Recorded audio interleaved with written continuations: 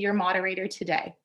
To begin, Scott Moffat, Chair of the Standing Committee on Environmental Protection, Water and Waste Management, will provide some remarks and introduce city staff. Following staff presentations, Chair Moffat will also moderate a question and answer session with members of council and their staff. 15 minutes after the end of the technical briefing, I will moderate a question and answer session for the media. Media wishing to participate can email medias@ottawa.ca for registration information. Bienvenue à la séance d'information technique relative à l'évolution énergétique. Scott Moffat, président du comité permanent de la protection de l'environnement, de l'eau et de la gestion des déchets, introduira les présentateurs d'aujourd'hui. Après les présentations, président Moffat animera une période de questions en compagnie des membres du conseil municipal et de leurs employés. 15 minutes suivant la fin de la séance d'information, je présiderai ensuite une autre période de questions destinée aux médias. Before I pass things over to Chair Moffat, I'd like to go over a few items. Though I think everyone is familiar with Zoom meetings now, a friendly reminder to place your microphone on mute. To view the city official who is speaking on Zoom, please put your view on speaker view instead of gallery view. The button for this is located in the top right corner of the Zoom video screen. Veuillez changer votre écran au mode speaker en anglais pour pouvoir mieux voir les porte-paroles. Le bouton est situé en haut à la droite de la portion vidéo de l'écran. Veuillez noter que la présentation d'aujourd'hui est disponible en français. Today's presentation will be available in French on the YouTube page of the city. Chair of the Standing Committee on Environmental Protection, Water and Waste Management, who will begin today's briefing. Thank you so much, Bern, and welcome to everyone here. Welcome members of council, to staff and media. We want to build on what was a very successful technical briefing that we held several months ago, just at the beginning of the pandemic in our virtual lives, and it was quite well received. It's actually had over 500 views on YouTube, as it still is there and available to be viewed. So today we have a technical briefing on the final report for energy evolution, city strategy to reduce greenhouse gas emissions, manage energy use, promote renewable energy, and advance local economic development opportunities. We've been working on this for quite a while. I know I've had the pleasure, originally sat on a sponsors group with councillors Nussbaum, Brockington, and Chernyshenko, which then led into this term. And we have our sponsors group that are help overseeing matters related to climate change master plan as well. So thank you to everyone involved who helped us get to this point. Early this year, as you know, council approved targets to reduce emissions by 100% by 2040 within the corporation and by 2050 Ottawa-wide.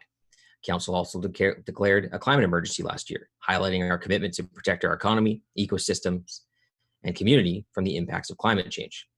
Today, staff will present an ambitious plan to reach these targets. Now, it's important to note, and we'll say this, I've said this before, and I'll say it again, this is not a plan that we can accomplish alone. We're going to need collaboration and investments from all sectors and all levels of government. Meeting our targets outlined today will require an estimated $52.6 billion on top of planned investments over the next 30 years. The good news is, and again, this is something mentioned before, that doing good for the environment and fiscal responsibility go hand in hand. These two things are not mutually exclusive. Savings in revenue would start to exceed annual investments in 2032, with a projected net return of $87.7 billion for investments made by 2050. I've got a Mike Pence flying around me here. Transitioning to low carbon energy sources is good for more than our bottom line. It will help grow the local economy, improve public health, equity and inclusion, increase climate resiliency, and mitigate the effects of climate change. We, in collaboration with our partners, residents, local businesses, and other levels of government, have a lot to work on in order for us to reach zero emissions. Fortunately, we started building these relationships throughout the energy evolution process, which, as I mentioned, has been going on for a few years now. The city has benefited immensely from the feedback and leadership provided by community stakeholders as we have developed energy evolution. As such, I'd like to sincerely thank the nearly 200 public and private stakeholders representing more than 90 organizations who participated in sounding board meetings and technical workshops over the course of this project. And these workshops were held throughout the city.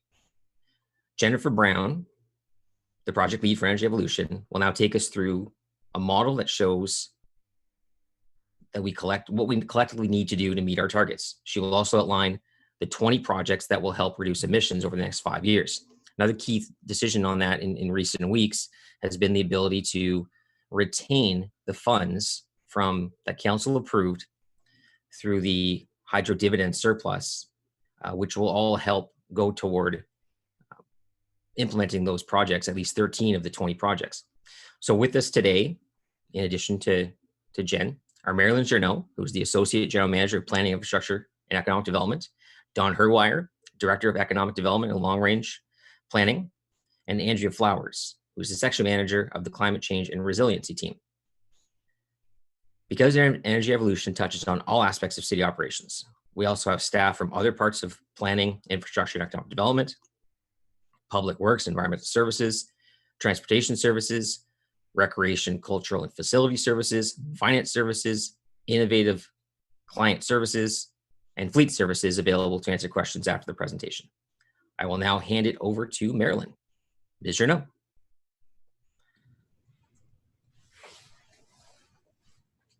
Thank you, Chair. It takes a tremendous amount of effort to coordinate a long-term plan of this scale and scope. I want to thank, introduce, and acknowledge the Energy Evolution project team, including the section manager, Andrea Flowers, the project lead, Jen Brown, our technical experts, Michael Fletcher, Janice Ashworth, Rebecca Hagan, our planner, Melissa Jort-Conway, and our communication and engagement coordinator, Emma Langham.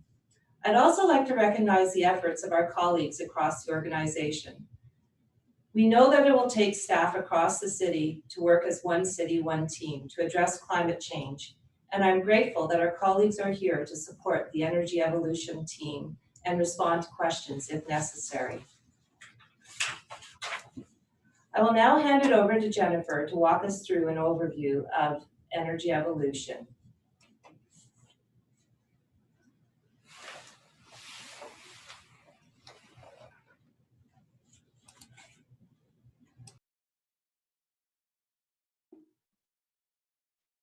Thanks, Marilyn, and good morning to everyone on today's call.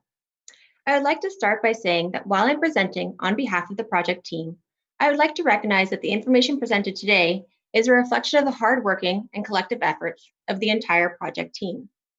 Next slide. Today's technical briefing will walk through the staff report recommendations, council directions received since the project's inception, an overview of Energy Evolution, including the energy and emissions model outputs, financial analysis, and the proposed projects. I will also provide an overview of consultation and engagement activities and reporting and next steps. Next slide. On October 20th, staff will bring forward the following report recommendations to the Standing Committee on Environmental Protection, Water, and Waste Management. That the Standing Committee recommend that Council receive the final report for Energy Evolution, Ottawa's Community Energy Transition Strategy, and supporting documents attached as Document 1 through Document 9 and summarized in this report. To receive the list of projects identified in Documents 7 and 8 to be more fully developed by staff and brought before Standing Committee and Council for approval where required. Direct staff leading new or updates to city plans, strategies, and policies to take into consideration the energy emissions model and the city's GHG reduction targets in the development of such plans, strategies, and policies. And approve that the 2019 Hydro Ottawa dividend surplus of $2.6 million be used to fund the proposed spending plan attached as Document 11 and summarized in this report. Next slide.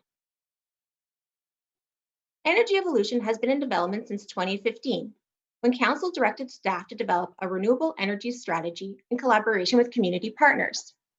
This strategy was to include a baseline analysis of energy supply and demand within Ottawa, and an assessment of options to advance energy conservation, energy efficiency, and renewable energy generation. Later renamed Energy Evolution, Ottawa's Community Energy Transition Strategy, Council received Phase 1 of Energy Evolution in 2017, which directed staff to implement short-term actions as well as to complete Phase 2 of the strategy, the latter of which included the development of a custom-built energy, emissions, and finance model. In 2019, Council declared a climate emergency for the purposes of naming, framing, and deepening Ottawa's commitment to protecting our economy, our ecosystems, and our community from climate change. The climate emergency was declared in response to the emerging science and the Intergovernmental Panel on Climate Change's report to limit global warming increases to 1.5 degrees Celsius. Less than a year after the emergency declaration, Council approved the Climate Change Master Plan, the overarching framework for how Ottawa will both mitigate and adapt to climate change over the coming decades. This plan set new greenhouse gas emission reduction targets, as well as 8 priority actions to be undertaken over the next 5 years, one of which is the implementation of energy evolution. Today, we are discussing the final energy evolution strategy, a culmination of the Council direction received over the last 5 years. This report and associated recommendations advance the term of Council's priorities to reduce the city's greenhouse gas emissions and embed climate change considerations across all operations. It also aims to strengthen Council's commitment as laid out in the Climate Emergency Declaration. Next slide. I'm happy to report that since Council declared a climate emergency last year, considerable progress has been made and a number of milestones have been achieved in this year alone. We started off the year with City Council approving the Climate Change Master Plan in January. As previously mentioned, this plan is the overarching framework for how Ottawa will both mitigate and adapt to climate change in Ottawa over the coming decades. It set new short, mid, and long-term greenhouse gas emission reduction targets and included the latest community and corporate greenhouse gas emission inventories. This milestone was followed by another milestone in June, when Council received the local climate projections, a comprehensive analysis of future climate conditions in the National Capital Region to the year 2100. This project was completed in partnership with the National Capital Commission and will inform both the development of the future vulnerability assessment and the climate resiliency strategy. And staff continue to meet with the Climate Change Council Sponsors Group, consisting of 6 city councillors representing 6 different committees to provide guidance on these various plans. The project team last met with the Council Sponsors Group in September to review the report recommendations and prepare for the technical briefing. Today, we achieve another milestone with the release of the final report for energy evolution. Next slide.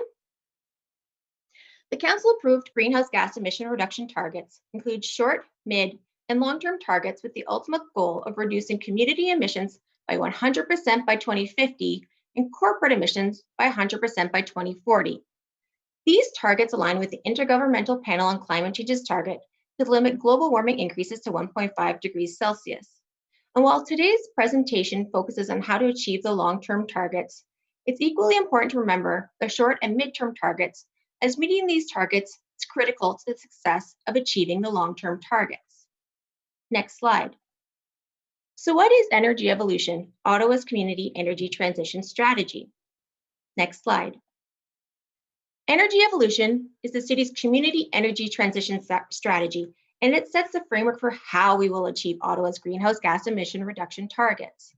It is a community-wide initiative with a vision to transform Ottawa into a thriving city powered by clean, renewable energy by 2050. To achieve this vision, residents, businesses, organizations, and all levels of government need to transition away from a dependence on fossil fuels by reducing energy usage through conservation and efficiency, increasing the supply of renewable energy through local and regional production, and prioritizing the procurement of clean and renewable energy. Next slide. As previously mentioned, energy evolution has been in progress for a number of years. Between 2016 and 2019, a total of 14 pathway studies were developed. And these pathway studies are technical reports describing how a specific energy technology or improvement in energy use may be developed over time in Ottawa. Topics explored included buildings, transportation, waste, and renewable energy technologies such as wind and solar. The pathway studies were developed with consultants and technical experts from the municipality, senior levels of government, utilities, developers, and subject matter experts to better understand the barriers, opportunities, and options for advancing specific energy technologies in Ottawa. The studies were then used to develop integrated, custom-built energy emissions and financial models that projected the scale and scope of action required to achieve the greenhouse gas emission reduction targets and the projected investments and savings over the next 30 years. Based on this analysis, 20 priority projects were identified to be undertaken in the short term to help accelerate this action and investment. After the final energy evolution strategy is brought before committee and council later this month, there will still be more work to do to move out of the study and planning phase and into the implementation phase. Over the coming years, the Energy Evolution Project team will continue to work with staff and community partners to more fully develop the priority projects, and where required, specific projects, programs, policies, and resource asks will be brought forward to the relevant standing committee and council for consideration. Next slide. The list you see before you is a high-level overview of what is included in the final strategy. As mentioned in the previous slide, at the core of energy evolution is an energy emissions and financial model that projects the scale and scope of action and investment required to achieve the 100% by 2050 target, or what staff refer to in the strategy as a 100% scenario. Based on the model, 20 community and municipal projects have been identified to accelerate action and investment within the next 5 years. The strategy also identifies the potential risks to their implementation and how these risks will be mitigated. Outside of the strategy, the staff report addresses COVID-19 considerations and includes a proposed spending plan for the Hydro Ottawa dividend surplus to advance these projects. Next slide. The strategy also looks at the co-benefits, and there are many co-benefits that can be achieved by reducing our emissions and transitioning to a low-carbon future. One such co-benefit is reducing the impacts of climate change. The extent of future climate impacts will depend on the action taken today to reduce emissions. By taking significant action now, we can avoid some of the unmanageable impacts of climate change in the future. There will also be an improvement to the local economy. Transitioning off fossil fuels will help attract investment, support innovation, and create opportunities for local job creation. It will also keep a greater share of money spent on energy within the local economy. We can expect a healthier public, as air quality will improve as we move away from fossil fuels, leading to a decline in cardiovascular and respiratory health effects. Physical activity and mental health will also improve, as a healthy built environment encourages more active transportation and creates more opportunities for social connections. We can also expect more energy security and resiliency, as increasing local renewable energy supply provides affordable energy to residents and businesses. It also helps provide uninterrupted levels of service during extreme events. And while everyone has a role to play in meeting Ottawa's targets, some people are better positioned than others. Experience in other municipalities suggests that when climate solutions include equity and inclusion considerations, multiple priorities can be addressed at the same time, ensuring no one gets left behind in a low carbon transition. Next slide. So what will it take to achieve Ottawa's greenhouse gas emission reduction targets? Next slide. This chart illustrates the two different scenarios modeled to determine what it will take to achieve the 100% by 2050 target. The business's plan scenario, which looks at those actions already underway or planned, and the 100% scenario, actions beyond what's required under the business's plan scenario to achieve the long-term target.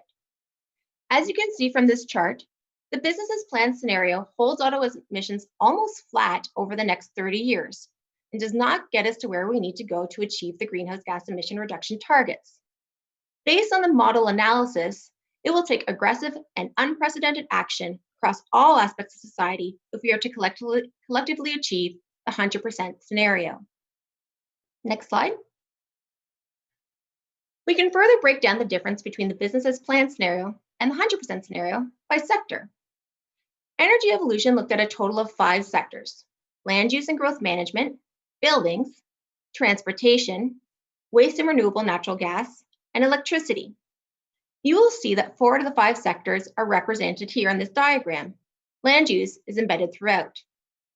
Based on the model, the buildings and transportation sectors are projected to account for roughly 75% of greenhouse gas reductions in 2050.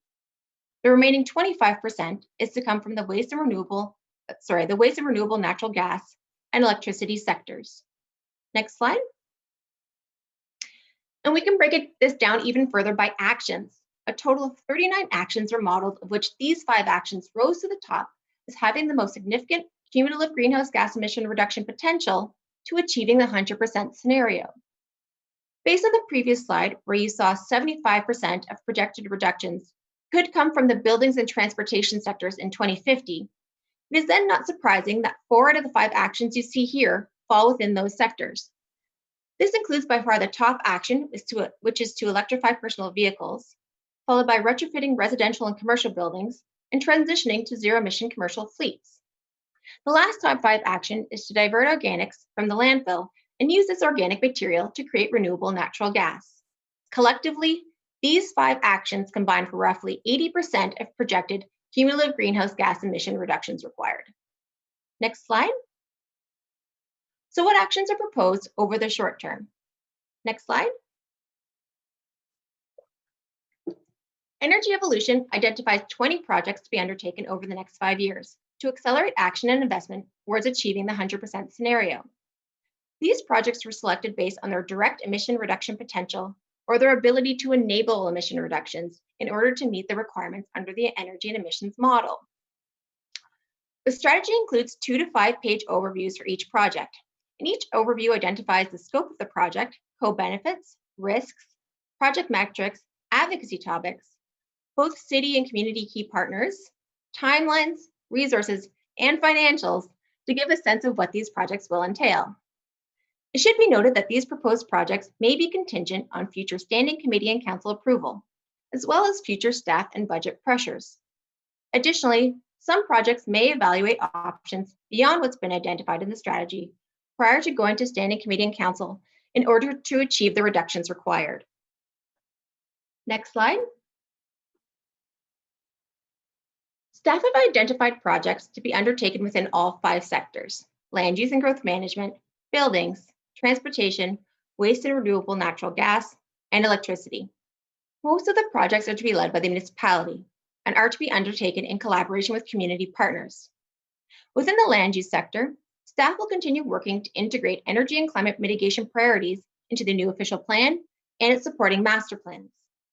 Within the building sector, staff will undertake projects that accelerate and finance energy efficiency retrofits in residential and commercial buildings, addresses infrastructure and utility requirements for new ways of heating buildings, improves building design and construction through the introduction of a high-performance development standard, and projects to achieve a higher building energy performance in municipally owned buildings. Next slide. Within the transportation sector, staff will undertake projects that enable and encourage personal electric vehicle adoption, explores transitioning to zero-emission vehicles for the commercial, municipal, and transit fleets, and projects that shift the reliance on personal vehicles by increasing the number of cycling, walking, and transit trips. Switching to the waste and renewable natural gas sector, staff will undertake projects that divert organic waste from landfills to reduce the emissions from managing waste and explore the creation of renewable natural gas. Next slide. And within the electricity sector, staff will undertake a strategy to develop local or regional renewable electricity supplies and advance zero-emission generation at the provincial level. Staff will also be exploring projects that enable greenhouse gas emission reductions, such as coordinating communications with senior levels of government, utilities, stakeholders, the broader community, and other Ontario and Canadian municipalities, engage residents, businesses, and organizations to champion and take collective action to meet the targets, and project to further assess potential sources of municipal funding to fund the aforementioned projects. Next slide. As mentioned, each project overview includes project metrics. These metrics identify the minimum results required to meet the 100% scenario over the next 5 years and are based off to help over the next 5 years and are based off the energy and emissions model outputs. The examples shown here give an indication of what this type of metric could look like. For example, 20% of existing commercial buildings transition to heat pumps, or 7% of personal vehicle sales are electric vehicles. Both of these metrics are to be achieved by 2025. It is recognized that these metrics are aggressive, but will be necessary to achieve the 100% scenario. Next slide.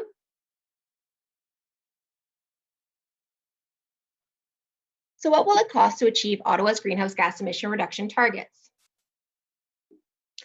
A community-wide financial analysis undertaken to analyze actions that have financial impacts. As such, the analysis breaks out investments required by and potential savings for everyone in Ottawa, including the city, residents, businesses, institutions, and organizations. The analysis is intended to identify the magnitude of funding required to implement energy evolution for the municipality and community partners, including senior levels of government. It's intended to assess which funding sources, financial mechanisms, or delivery mechanisms may be most appropriate for implementing energy evolution actions. And is also to inform strategic discussions, policy direction, annual budget cycles, and the long-term financial plans.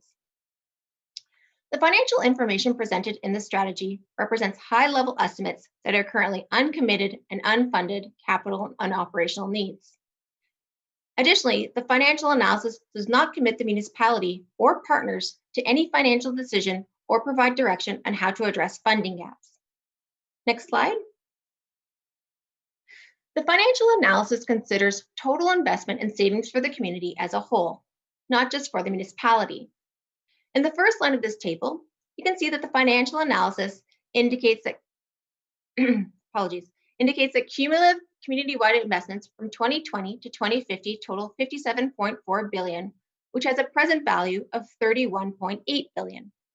In the last line of this table, you can see that if investments were made to reach the 2050 target, the net return community-wide total would be $87.7 billion over the life of the assets, or $12.4 billion when discounted to 2020 dollars. Throughout this table, you can see the breakdown of capital investments and that the operation and maintenance savings, energy savings, and carbon price savings have been considered. Next slide. This figure shows that there is a net financial benefit to society starting in 2032, when the net annual savings and revenues exceed the annual investments. In the short term, annual community-wide capital costs are higher, as upfront investments in buildings, vehicles, energy-related equipment, and renewables are made that will lead to long-term savings. Compared to the business's planned scenario, annual incremental community-wide investments of approximately $1.6 billion per year would be required over the next 10 years to achieve emission reductions in line with the model. This is in 2020 dollars. The top 5 areas for incremental investment in the next 10 years include expanding and transitioning the transit fleet to zero emission at $513 million per year, retrofitting existing homes at $250 million, building better buildings at $296 million, wind energy at $147 million, and heat pumps at $122 million. From 2032 onwards, net returns are projected to be higher than in the business's planned scenario, primarily because of the saved energy costs and earned revenues from local energy generation. Next slide. This table provides a financial breakdown of the actions within each of the 5 sectors. The estimated cost column includes the capital and operational costs for each action in present values and totals. Since this number is negative, it means that there is an estimated cost of $31.8 billion. Both of the estimated net return columns include capital costs, operation and maintenance costs and savings, energy costs and savings, carbon price savings, and associated revenues. The estimated net return on energy evolution actions is $2.7 billion. If we factor in savings over a longer time frame that reflects the lifetime of the asset, the estimated net return increases to $12.7 billion, both in 2020 dollars. Next slide. The city alone will not accomplish the scale of investment required, and there is a need for future revenue, private capital, and funding from senior levels of government, as well as the need for future annual city funding to expand staffing and resources. Given that the community has a significantly larger role to play, the city can help residents and industry capitalize private investment. Next slide.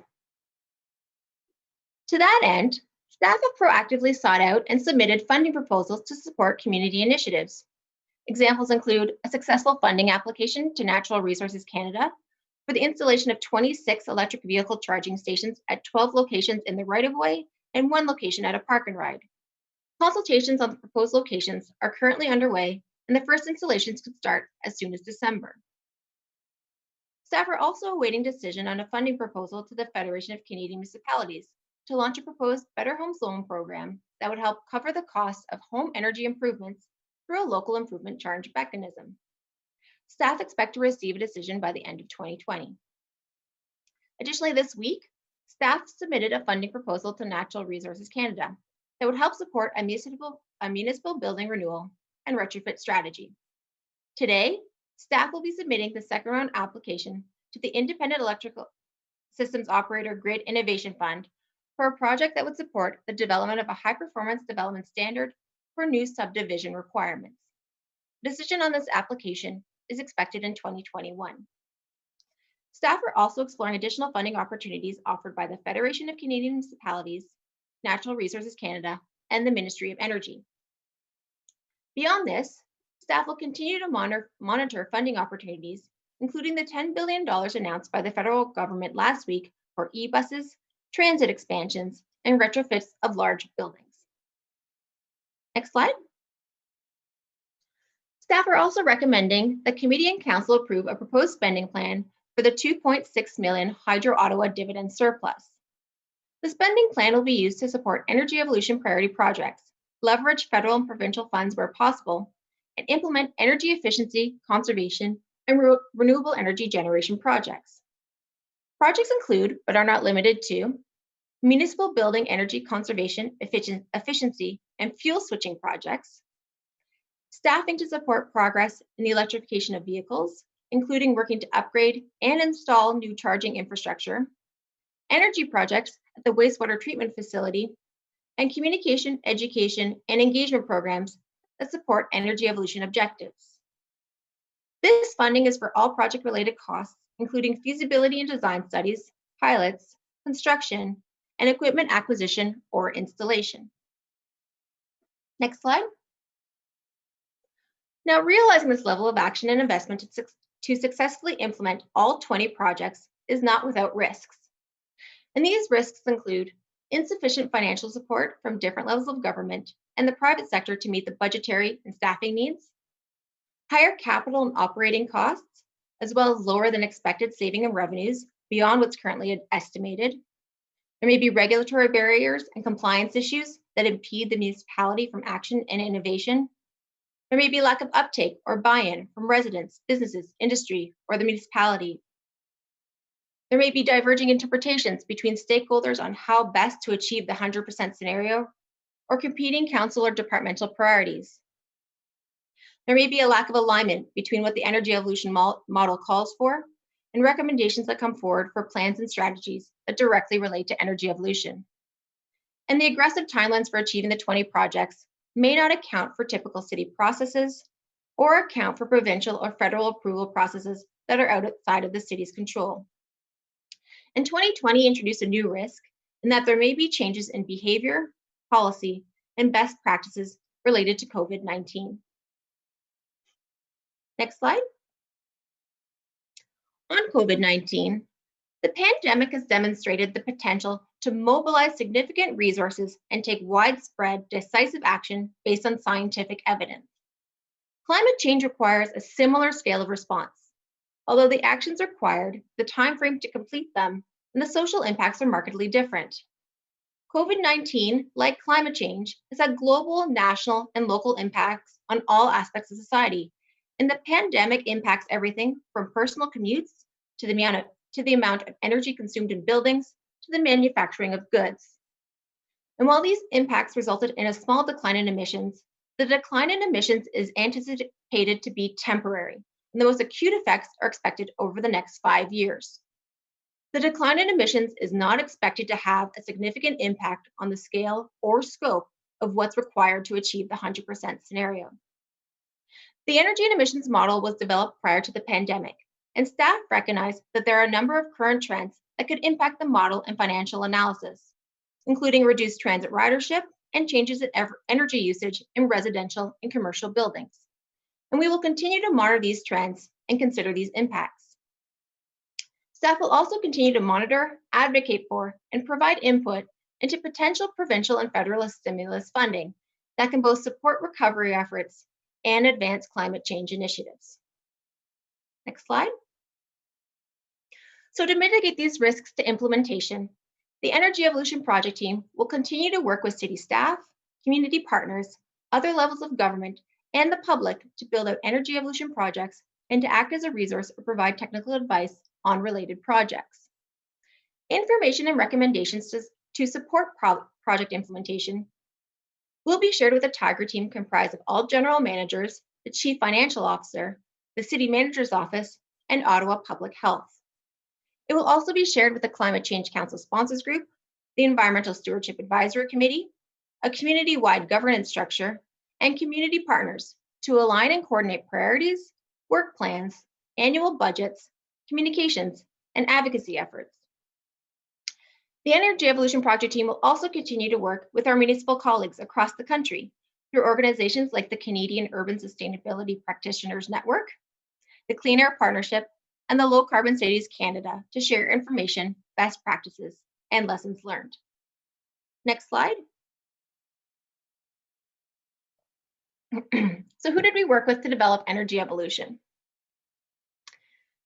Energy Evolution has benefited immensely from feedback and leadership provided by community and corporate stakeholders throughout the development of this project. And I would like to take this opportunity to extend sincere thanks and appreciation to the Energy Evolution Standing Board and technical working groups, the council sponsors groups, the mayor's office, the city manager's office, city departments, and Ottawa Public Health.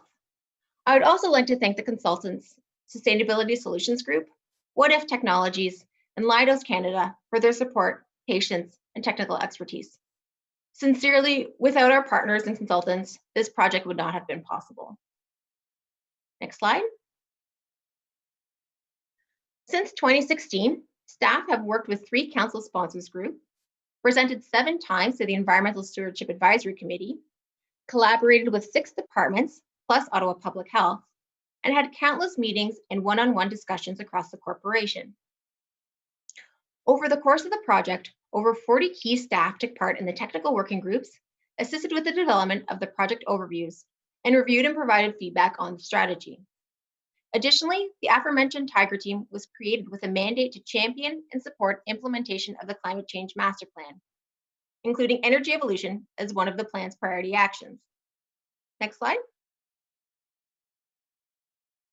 Additionally, since 2016, staff have collaborated with over 200 public and private stakeholders, representing over 90 organizations, and which collectively formed the Energy Evolution Sounding Board. Staff also led 9 different technical working groups and held over 45 meetings to inform the model, the strategy, and the 20 projects. Throughout the project, staff also participated in key stakeholder meetings, parallel city consultations, and community events as requested.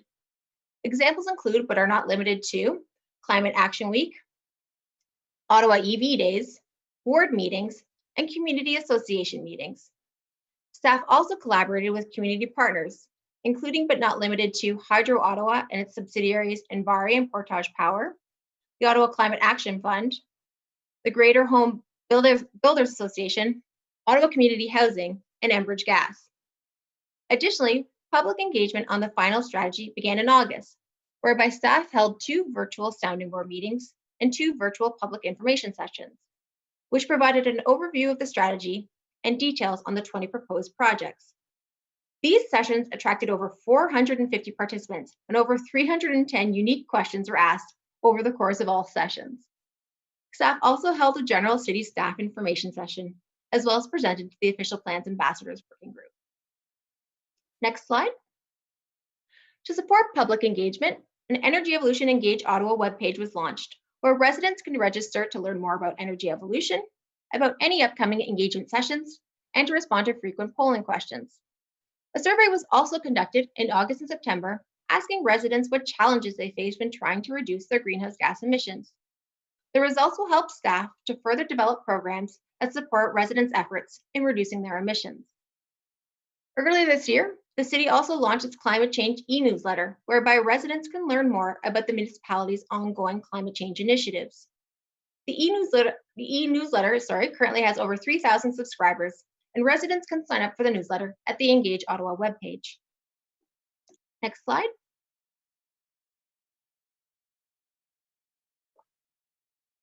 So what are our next steps, and how will we report back? 2 reports will be brought forward to the Standing Committee on Environmental Protection, Water, and Waste Management by the end of the year. The first is what we are speaking to today, Energy Evolution, which is scheduled to go to committee on October 20th and council on October 28th. This will be followed in December with the first annual update on the Climate Change Master Plan, which is anticipated to include an update on the plan's 8 priorities and the 2019 community and corporate greenhouse gas emission inventories. Next slide. Over the coming years, staff intend to bring forward an annual status update on the Energy Evolution projects and any recommendations to advance those projects as part of the Climate Change Master Plan annual updates. Longer term, staff intend to rerun the energy and emissions model in 5 years to assess how the city and the community are tracking towards achieving the 100% scenario and to determine what actions should be prioritized. Additionally, a full review and update of the Climate Change Master Plan will be completed in 2025. This will be combined with a review of the Energy Evolution Strategy and the Future Climate Resiliency Strategy to determine if there's an opportunity to combine the 3 standalone documents. Next slide. Following receipt of the strategy by committee and council, staff will continue to build out and develop all 20 projects with input from staff, stakeholders, and the public as required. We will develop a 10-year spending plan that can be considered in annual municipal budget processes and feed into the city's long-range financial plans. The next long-range financial plan will be updated within this term of council and at the beginning of next term of council. Budget and staffing requirements would be brought forward for consideration as part of the annual budget process.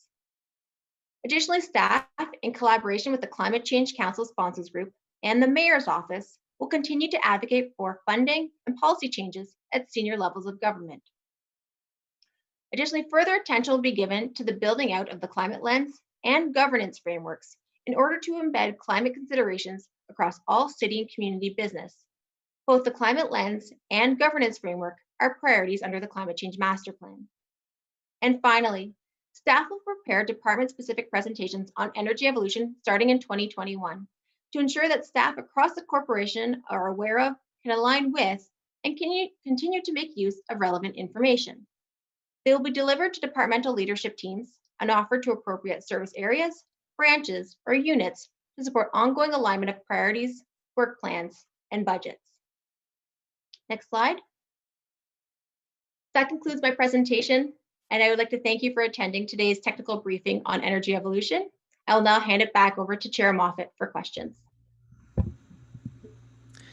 Thank you very much, Jen. Well done. Just to let everyone know, the presentation will be mailed out to members of council shortly. And again, the full report is coming out after this technical briefing as well. There's a lot of important factors in there in that presentation, specifically thinking about the Climate Change Master Plan and how it sort of fits into all the other master plans that we're working on, whether it's the official plan, whether it's Transportation Master Plan, the Solid Waste Master Plan. All these things that we currently have ongoing are all intertwined into what we're hearing today and what we're hearing with the Climate Change Master Plan. I know we have sponsors groups for that, and there's a lot of crossover with those as well. In fact, the sponsors group that we have for this project and the Climate Change Sponsors Group, I should mention, just thank to the members of council that are on that, who joined me on that. So Councillor Kavanagh, Councillor Suds, Councillor Fleury, Councillor Menard, Councillor Dudas are all on that with me, and it's a good group, and it's nice to be able to work with members of council as these things develop and they get to this point where we're now talking about it in this briefing. But then also when it comes to committee and council later this month and for the foreseeable future as we start to implement some of these projects. So I'm going to get to questions from members of council, and we'll do it the same way that we do everything on Zoom, which is with the blue raised hand function, which Riley is on top of as he's the first one up. I just want to thank everyone who's here. So I know we have Councillors Kavanagh. She's like the only one I can see right now. Councillor Chantieri, Gower, King, Councillor Deans is with us. Councillor McKenney, Menard, Cloutier, Eglai, Brockington, and Fleury. So thank you all for joining us. It's fantastic to see you all. I know Danielle McGee is also here with the Mayor's Office. So we'll start right away with Councillor Brockington. Thank you, Chair, and good morning to you and everyone, and to staff. Thank you very much, and everyone who for the past few years have been engaged and immersed and contributing to where we are today. I was, as the Chair indicated, on the, whatever you want to call it, the sponsors group last term of council. And I remember sitting with various community leaders, and some of whom I was following on Twitter this morning as the staff presentation was being presented, and some very positive comments from these groups. These groups, though, many years ago were quite frustrated by the lack of progress, and we seem to be stalled. But today is, I think, very good news. And I'm going to, keep most of my questions to committee, Chair, because I think that's where my questions should go. But I want to ask staff one main question. I will comment going backwards that I really like the 5-year refresh of all the data that we heard at the end of the presentation. I like the annual updates. Absolutely should have annual updates coming to the committee to see how things are going, so we can keep track of progress and realign either resources or direction as needed. So I really like that. But to staff, one main question. Now that you have put this presentation and strategic plan together, costed out the investment that's needed, have you had professional, independent, outside people review the plan, making sure it's realistic, it's feasible, it's financially doable, and it's going to yield the results that we're projecting? Have you had that independent, basically peer review? Thank you for the question, Councillor Brockington. As we developed the plan over the last number of years, we worked with a very wide range of technical experts who are external to the city, as well as our colleagues across the corporation who bring technical expertise on the corporate side of things. The plan itself was developed first using a series of technical pathways, and the sounding board and technical working groups provided input, including review of those technical pathways. The results of those pathways were then rolled up and put into the model itself. So the model itself is based on the technical input received through those pathways, as well as the technical input required from our consultants to support that work along the way. Separate from the energy and emissions model, the financial analysis was done, of course, by our consultants, and it has also been validated or reviewed by external partners and our colleagues across the corporation in order to identify what some of the assumptions were and what some of those considerations were. So we feel confident that there has been a substantial amount of external input and review into this process. Excellent. I'll pursue that further at committee. But because we are going multiple years, decades into the future, making decisions, tying future councils, spending significant money, staff won't be here to be held accountable, decades from now. I want to make sure that, and I'm not doubting what you're saying, I just want to make sure that this is the point where we're going to start making some serious decisions that that type of vetting and analysis has been done. And so I appreciate that. I'm not going to pursue any more questions today, but I look forward to a greater discussion at committee. So thank you, everyone. Thank you, Councillor Brockington. Yes, it was the renewable energy strategy, Councillor Sponsors Group, that it was originally, and then that morphed into what is now Energy Evolution, which has a much better ring to it. So thank you. Now we'll move on to Councillor Menard, our Vice Chair, Sean Menard.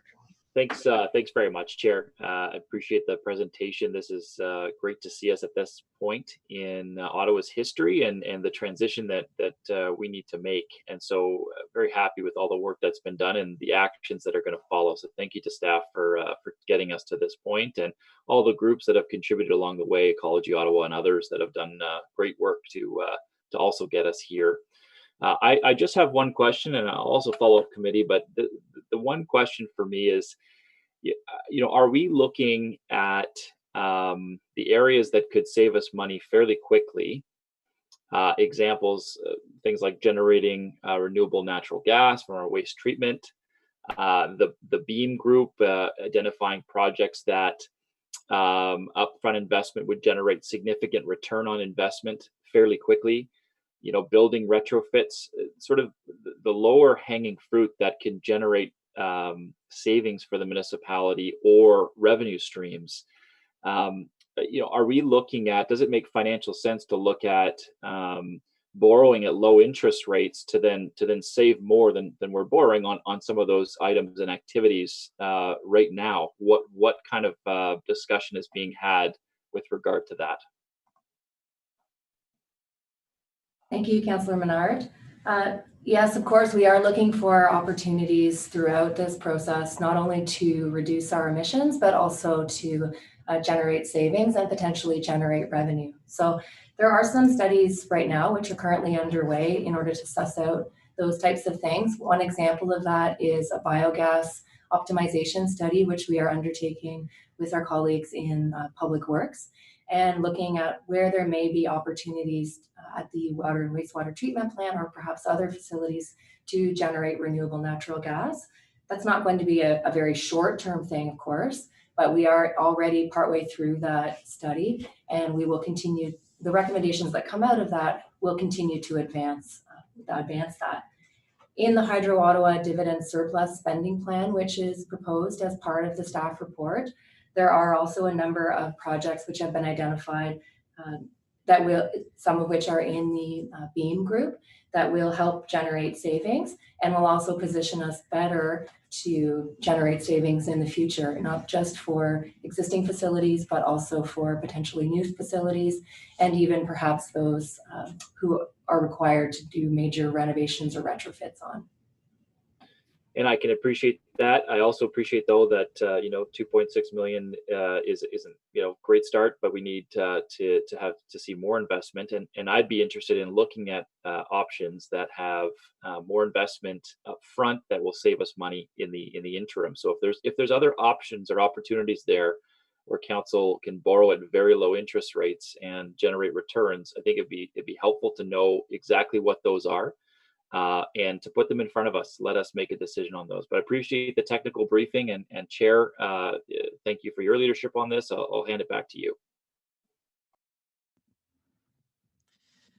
Thank you for your work as well, and obviously as Vice Chair, and then we sit on those sponsor groups together. So always good to collaborate on these types of initiatives. Thank you, Councillor Kavanagh. Thank you very much. Very exciting to move forward on actually doing stuff for the future.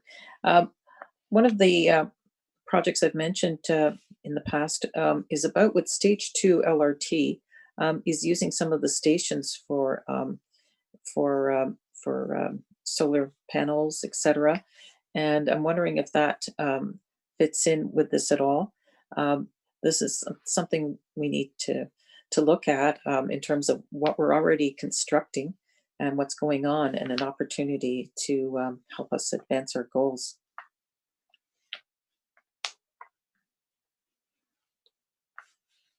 I have talked about this in the past with, I think it's Jennifer and Mike. Thank you, Councillor Kavanagh. As we've discussed, one of the projects in the proposed package is an electricity resource strategy, and that includes both wind and solar as examples of renewable energy strategies. Also, as part of the package, which is coming forward in the Hydro Ottawa Dividend Surplus, we have a small amount of funding to explore what options there are for city facilities. We have, as you know, done some very preliminary and high-level review of the proposed Stage 2 LRT stations, and are still waiting for some more information. I still need to do more detailed work with our colleagues about what that could look like. And we are interested in short-term opportunities or potentially policies that could catalyze community investments to support that type of work. So nothing concrete at this point to say yes or no on that, but perhaps our colleagues from Transportation Services, we have Pat Scrimger on the phone today. Maybe he would like to add something to that.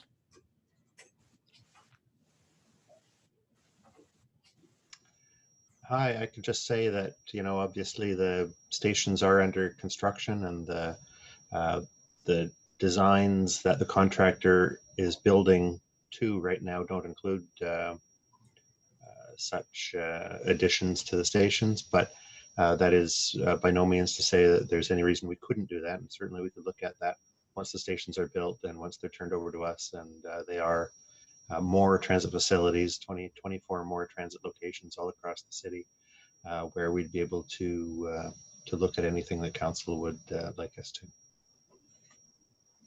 Thank you.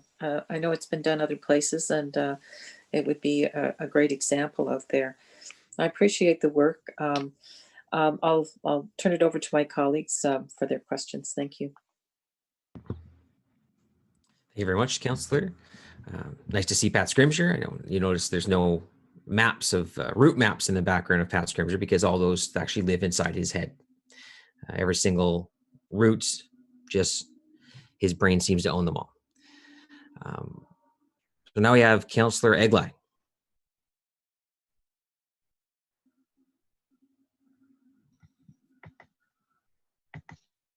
Thank you. Sorry, I was just on a quick call on another matter. Unacceptable. Sorry, I'm just trying to multitask, just like you. You're my role model. So the question I had for staff is, well, first of all, great work, and lots of vision there, and lots of good ideas that I think the city needs, and so I'm glad to see it going forward. My question is you mentioned COVID a couple of times during the presentation, and my question is related to sort of an off spin or a ripple effect from it. We're expecting that the other levels of government are going to be coming up with stimulus programs to help the economy bounce back from COVID when we get to a point where we have some stability and hopefully a vaccine. So my question is, are you aware if any of these stimulus projects are going to be geared more towards a green perspective? And if that's the case, what are we doing to prepare to be able to jump on top of those opportunities should they become available in the next, 6 to 12 months kind of thing? So, Councillor, I'll take a shot at answering that question. We are getting very clear signals that there will be funding streams for various infrastructure projects that are I think the government, senior governments portray it as building back better and building back better and greener in many of these ways. So we fully expect that. I haven't seen any specific details yet. The only specific details that were announced were some of the initiatives through the Canada Infrastructure Bank that were announced last week, but we anticipate more will come in the coming months. And it's absolutely something that will play into our rollout of this strategy. Oh, that's great to hear. I was kind of building on some of the comments that Councillor Menard made. COVID's done a lot of horrible things and will continue to do horrible things in our community and across the country, but in an odd sort of way, it may open some opportunities as well. And I think this may be one of them. So I'm glad to hear we're monitoring that, and we're ready to jump on those opportunities should they become available. Thank you. Thank you. As of right now, I don't have any more questions so I have Councillor Menard, Councillor Kavanaugh, Councillor Eglai, all have their hands still up, but I don't believe that is accurate. Do any other members of council wish to ask questions at this time?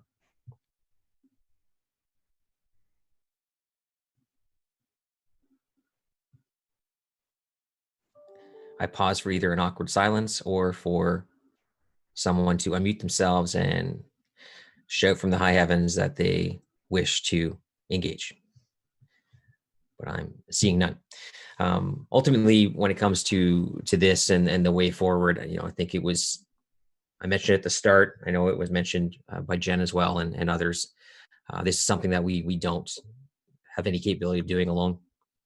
I've always envisioned this as being other levels of government want a plan. They want a plan for climate change, how to respond. I think nobody is suited to respond better than municipalities in terms of actually doing the work and getting that done. What we need help with is the funding. We have a plan. It's being laid out right now. It's in the climate change master plan. It's here in energy evolution. We're continuing to work on creating the plans as to how we can address the goals and get to zero emissions by 2050. But we need help. And I don't really care who takes credit for our plan. But ultimately, if the federal government or provincial government or other partners wanted to come in and help fund, then albeit, come on in, join our team, and let's get some things done. So thank you then to members of council. Thank you to staff.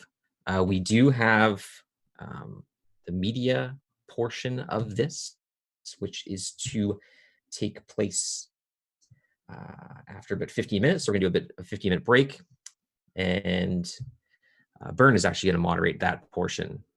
I'll be there, staff will be there, everyone that you heard today will be available. But thank you so much. I appreciate everything everyone's done up to this point, and we'll have a more fulsome discussion at committee on October 20th, and we'll have delegations there, of course. And I know a lot of the interested parties that are watching today and also have been a part of our stakeholder groups for the last few years will be there as well. So thank you. Bern?